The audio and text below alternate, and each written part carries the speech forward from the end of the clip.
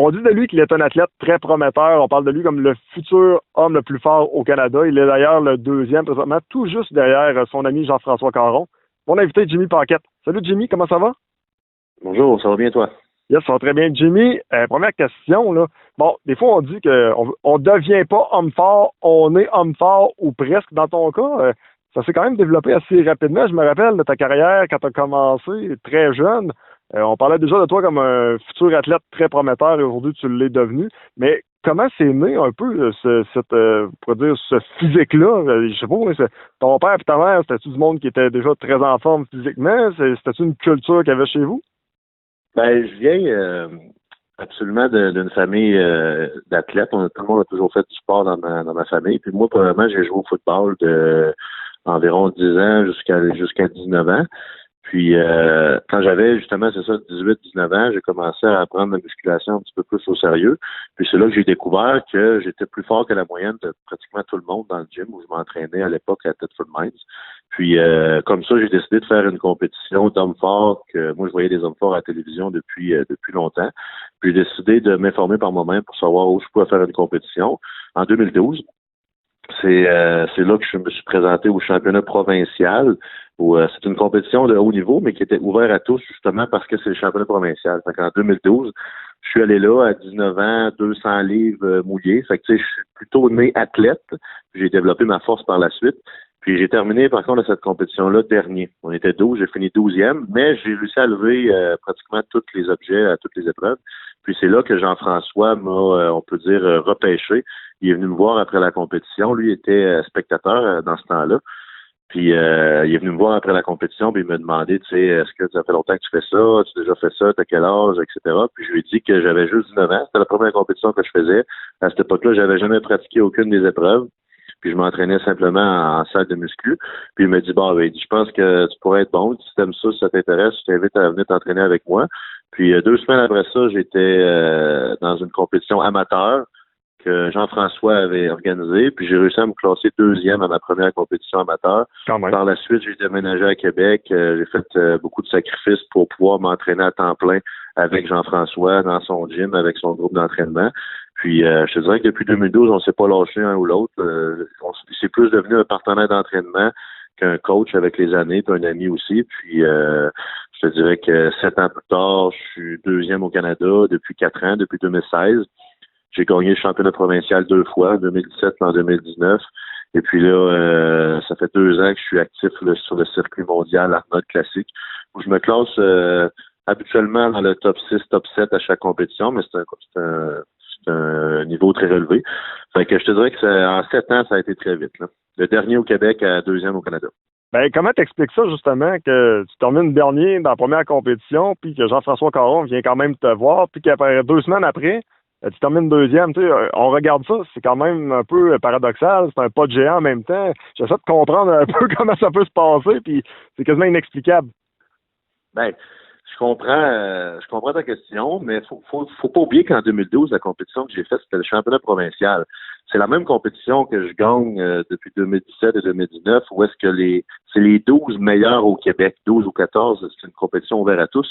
Mais moi, j'avais aucune idée des charges qu'il y avait à cette compétition-là, puis je pensais que j'étais fort. Oui, j'étais fort pour un gars de 19 ans, 200 livres, qui n'a jamais fait ça, mais comparé aux hommes forts du Québec, même amateurs, j'étais pas fort du tout. Fait que c'est pour ça qu'en 2012, à cette compétition-là, qui était beaucoup trop relevée comme première compétition, j'ai fini dernier. Mais 2 semaines après ça, une compétition amateur, j'ai fini deuxième, où j'ai presque gagné même. Et puis l'année d'après, 2013, j'ai compétitionné sur le circuit amateur tout l'été. J'ai réussi à faire quelques podiums. Et puis après ça, en 2014, encore sur le circuit amateur, j'ai pratiquement gagné toutes les compétitions amateurs. Puis j'ai réussi à me classer 4e au championnat provincial, ce qui m'a permis de me qualifier pour le championnat canadien et ensuite avoir mon statut, comme on peut dire, professionnel, homme fort professionnel au Canada. Fait que ça s'est fait vite, mais en même temps, je suis quelqu'un qui a travaillé tellement fort, puis j'ai consacré 100% de ma vie à ce sport-là.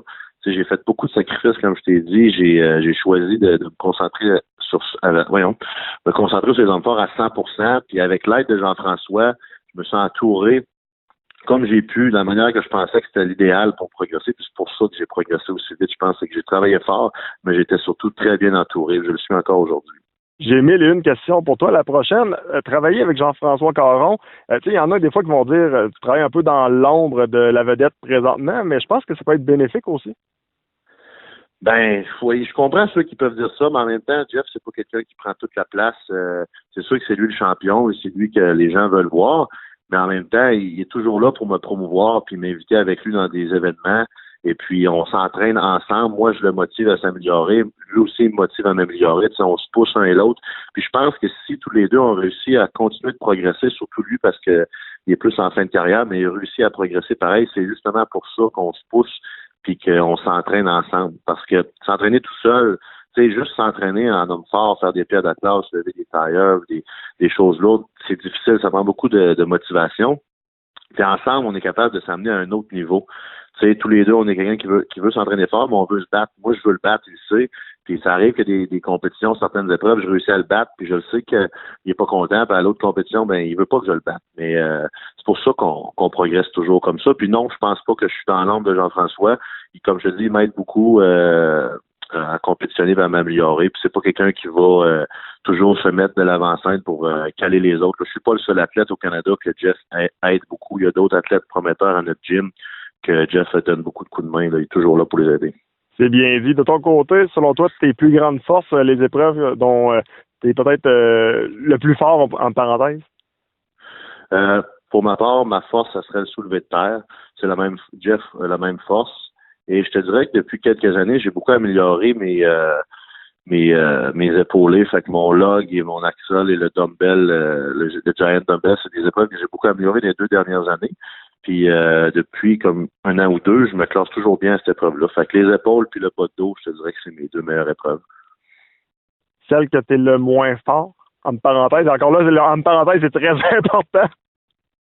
Oui, parce que, tu sais, moi, je te dirais que c'est le joug. Ben, c'est absolument le joug, le yoke, où est-ce que c'est une charge qu'on se met sur le dos et on franchit une distance en moyenne 20 mètres. C'est toujours 900, 1000 livres, ça peut même aller à 1100 livres. Puis, au Canada, je suis toujours deuxième, d'ailleurs, Jeff, à cette épreuve-là. Fait que ça peut pas avoir l'air d'une faiblesse, mais quand on travaille, quand on voyage à l'international, je suis toujours dans la fin du line-up à cette épreuve-là. Tu sais, j'ai de la misère à me faire un top 10. C'est ça qui me coûte beaucoup de points parce qu'aux autres épreuves, je finis rarement en bas du top 5, top 6. Mais quand il arrive le jour, je perds beaucoup de points. Fait que c'est sûr que je travaille plus fort à cette épreuve-là. Je réussis à l'améliorer, mais on dirait que le calibre monte tellement vite que j'ai de la misère à suivre, mais c'est ça ma faiblesse de loin, là. Bon, là, la prochaine question, j'ai encore une fois beaucoup de difficultés à me l'expliquer, autant pour toi que pour Jean-François. On vous regarde, oui, vous êtes gros par rapport à bien du monde, mais comparé à bien des athlètes aussi, vous n'êtes pas si gros que ça. Comment vous faites pour être toujours dans le top 10 mondial? Ben, c'est une question de génétique, je te dirais. Il y a des gars qui sont génétiquement gros. T'en as d'autres qui sont génétiquement plus forts. Puis c'est vraiment une compétition du qui est le plus fort puis qui va être le meilleur athlète. Fait que moi, à peine 300 livres, tu sais, même là, je suis à 280 livres maximum. Je réussis à battre des gars qui pèsent 400 livres. Fait que je te dirais que c'est une question d'entraînement puis de génétique. Tu sais, c'est pas parce que tu es gros que tu vas être plus fort. Certainement, il y a des épreuves où ça va les avantager. Exemple, au tir du camion ou les pierres d'atlas en grandeur. Mais moi, je vois plus loin que ça. Là. Tu sais, dans ma tête, c'est moi le plus gros là, en compétition. Puis c'est ça l'important, je pense. La famille, comment ils deal avec ça? Au début, je pense que c'était quelque chose de difficile à comprendre, de tout lâcher, cégep, la maison pour faire un sport très peu connu, puis qui est très peu payant aussi. Mais avec les années, c'est devenu mes meilleurs supporters. Puis je te dirais que c'est rare que mes parents vont manquer une compétition. Ils sont toujours là pour m'appuyer puis m'encourager. Sauf erreur, t'es papa. Pardon? Sauf erreur, t'es papa. Oui, j'ai un garçon de 19 mois. Bon, lui, pour l'instant, il n'est pas encore tout à fait conscient de ça, mais plus tard à l'école, il va possiblement dire mon père, c'est le plus fort. Comment tu vas dealer avec ça? Comment lui va dealer avec ça aussi? Ah, mais là, rendu là, la balle va être dans son camp. Je vais essayer de le plus possible je sais pas comment dire ça. Peut-être, j'imagine qu'il va être fier de moi. J'espère qu'il va être fier de moi parce que c'est en partie à cause de lui aujourd'hui que je me force autant. Tu sais, ça serait facile d'abandonner ça parce que c'est beaucoup de sacrifices puis une famille, ça demande beaucoup de temps, mais je choisis de continuer mon rêve pour que lui comprenne que plus tard, peu importe ce qui t'arrive dans la vie, quand tu as un rêve, un objectif, mais faut pas qu'il y ait rien qui t'empêche de tout faire pour atteindre cet objectif-là. Même avoir un enfant ou une famille, c'est pas ça qui va m'empêcher d'atteindre mes objectifs dans mon sport. On parle maintenant de faire l'épicerie. Ça a l'air de rien, mais ça mange pas mal un homme fort. Ça ressemble à quoi ton alimentation dans une journée? Ah, c'est vrai que c'est une alimentation quand même très plate. Malheureusement, c'est la partie la plus difficile de la discipline d'homme fort, c'est de manger. Il faut toujours manger, ingérer le plus de calories, de protéines, d'hydrates de carbone de qualité à tous les jours, du matin au soir. Fait que ça inclut 6, même des fois jusqu'à 7 repas. Jean-François a des fois réussi à manger 8 repas dans une journée, de 6 heures le matin à 9-10 heures le soir, à tous les 2 heures, 2 heures et demie maximum, il faut manger une portion de viande avec une portion d'hydrates de carbone, soit du riz, des pâtes ou des patates, bien sûr, avec beaucoup de légumes. Fait que ça coûte cher, c'est difficile de manger autant et toujours, mais on n'a pas le choix de faire ça si on veut réussir à garder notre masse musculaire et surtout avoir assez d'énergie pour s'entraîner puis avoir du power, comme on dit. Moi, ce que j'aime maintenant des hommes forts, c'est que vous avez beaucoup de visibilité depuis quelques années. On peut penser notamment aux compétitions qui sont présentées du côté de RDS, mais il y a également un Tour de force qui a été présenté à Canal D. Tu étais une des vedettes de cette émission-là. Comment tu as trouvé ça, la télé? J'ai adoré. J'ai adoré. C'était vraiment une belle expérience. Puis je t'avouerais que j'étais quand même très sceptique face au tour qu'on allait devoir faire dans l'émission Tour de force avant. Mais après l'avoir fait, je suis content de l'avoir fait. J'espère qu'on va pouvoir faire une saison 2 parce que je pense que ça a été quand même populaire.